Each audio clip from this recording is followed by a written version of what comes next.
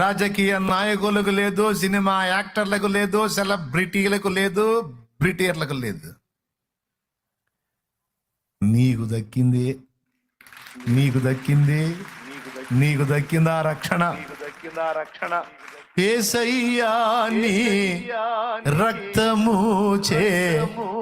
ఏమండి, ఎందుకు సంతోషించమంటానంటే ఒకటే, అరే నీ ఆత్మను రక్షించడానికి నీ కోసం ప్రాణం పెట్టిన వాడు నీకు భూమి మీద ఉన్న సమస్యలు తీర్చడా? ఏమండి, చచ్చిపోయేంత ప్రేమించినోడు, నీ ఆత్మని అక్కడికి సిద్ధపరిచినోడు, భూమి మీద నువ్వు బతికే 4 రోజులకి కావాల్సిన ఈడా అంటే అన్నయ్య రక్షణ ఇస్తాడులే కానీ, రక్షణ ఇచ్చాడులే కానీ మరి అంటే ఈ అప్పులు తీరతాయో లేవు, ఈ సమస్యలు పోతాయి అంటే కొంచెం ప్రభువుకి కొంచెం అంటే ఈ బలహీనత కొంచెం తొందరగా తగ్గదంట అన్నయ్య. అందుకని ప్రభు పాపం ఇబ్బంది పడతాడేమోనమ్మా. మరి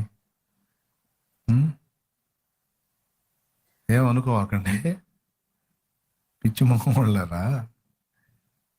దేవుడు తన ప్రియ కుమారుని మనకు అనుగ్రహించినప్పుడు ఆయనతో పాటు సమస్తము మనకి ఎందుకు అనుగ్రహింపడు అన్నాడు పౌలు.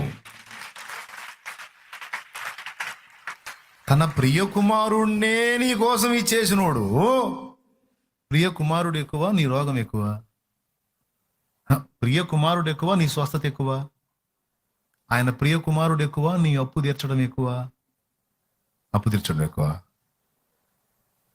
మరి అంత ప్రియకుమారుడు ఎంత విలువైనోడు తండ్రికి, అంత ప్రియకుమారుణ్ణే ఇచ్చేసాడు నీ కోసం. నువ్వు ఎదుర్కొంటున్న శోధనలు తీసేయలేడా? ఆ సమస్యలు పరిష్కరించలేడా? ఆ అవమానాల్ని నాట్యంగా మార్చలేడా? ఆ కన్నీటిని సంతోషగానాలుగా మార్చలేడా? ఇన్ని చేసినోడు, ఇంత చేసినోడు నీకు ఇంక చేయలేడు?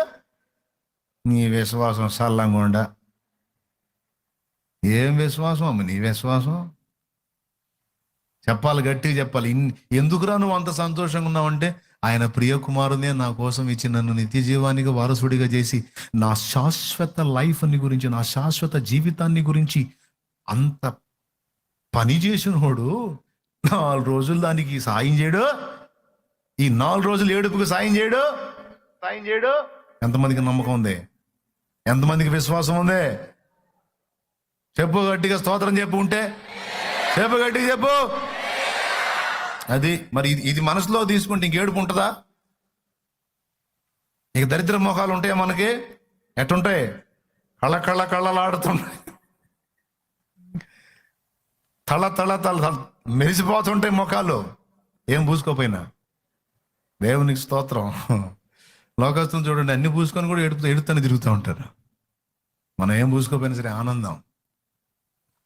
నీ పరిచర్యను తుదముట్టించుటే నా దర్శనమాయనే, నీ సన్నిధిలో నీ పొందుకోరి స్నేహితునా.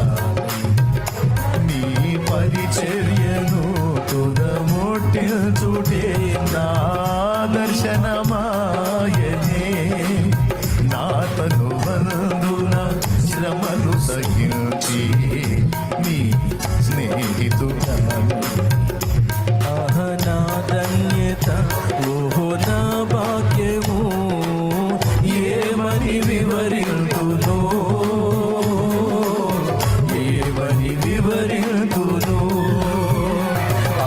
నా ధన్యత, ఓహో నా భాగ్యము, ఏమని వివరింతును, నేనెందుకని నీ సొత్తుగా మారితిని. యేసయ్యా నీ రక్తము చే కడుగబడినందున, నీ అనాది ప్రణాళికలో హర్షించెను నా హృదయ సీమా. ఆయన అనాది ప్రణాళికలో మనం ఉన్నామండి. ఆయన అనాది ప్రణాళికలో మనం ఉన్నాం. ఎంత అదృష్టం, ఎంత సంతోషం. ఇది లేదు కొంతమందికి ఈ భాగ్యం. మనకు దొరికింది, మనకు దొరికింది. ఈ ధన్యత కోసం ఎంత అగసాట్లు పడుతున్నారు. ఆ లోకంలో పోయి చూడండి, వాళ్ళు పాపం కాళ్ళకి చెప్పులు లేకుండా నెత్తి మీద బరువు వేసుకొని నానా బాధలు పడి ఎండకి కొండకి వాళ్ళు చలికి సల ఎముకలు గురిగే చలికి వాళ్ళు పాటలు చూడండి. నేను కూడా పడ్డాను, అందుకని చెబుతున్నాను. నేను ఈ రక్షణానందం కోసం పడాల్సిన బాధలన్నీ పడ్డాను. ఎన్ని పడ్డారు, రక్షణ దొరకలా. ఏసే దగ్గరికి వచ్చాను, అన్ని ఫీట్లు ఏం చేయలే. మారు మనసు పొంది 2002 ఏప్రిల్ 17 ధన్యమైపోయింది.